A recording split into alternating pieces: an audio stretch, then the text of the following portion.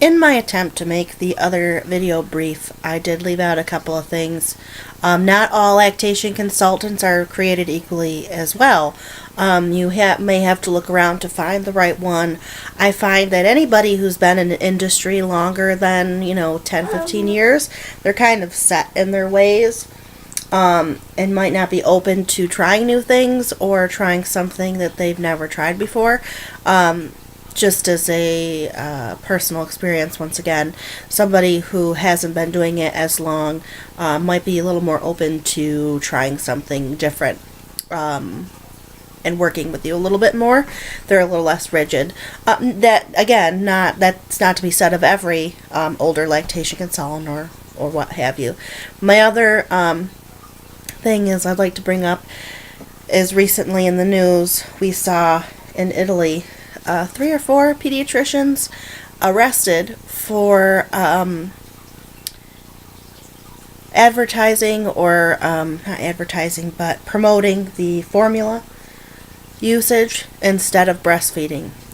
They were arrested because it's illegal to do so, especially they were getting kickbacks from the formula companies for recommending the product and maybe even forcing it on people.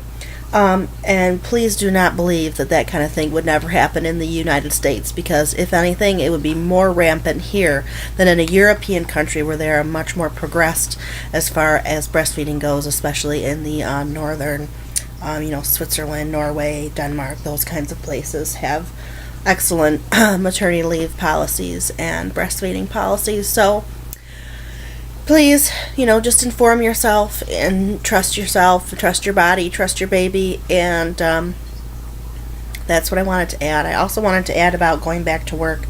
It can be very difficult. My own experience was, I only need 15 minutes. Every book says, every lactation consultant says, I only need to pump 15 minutes.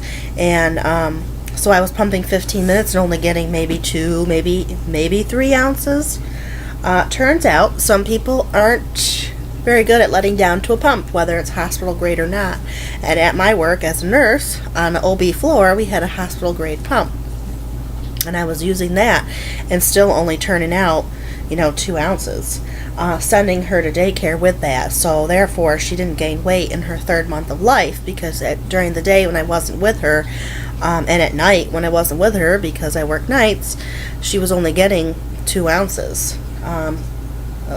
Perfect. And it wasn't enough to sustain her. So my pediatrician told me, you need to supplement. And I said, no, I don't. I will work on increasing my supply. I will do all the tried and true methods of old wives' tales. I will do the evidence-based old wives' tales. I will power pump, and I will do what I can to avoid the formula usage, and I did. My daughter is on the smaller side, but I mean, in a country where obesity is rampant, case in point, do we really need to give a child another risk to be obese? She's already at risk for having an obese parent. I don't need to give her another reason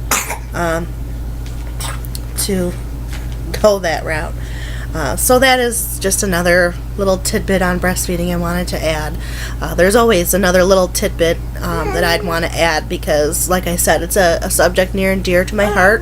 It's an education that I chose for myself. I paid for myself. My job didn't reimburse me. It was a road that I wanted to take because it's something I wanted to do.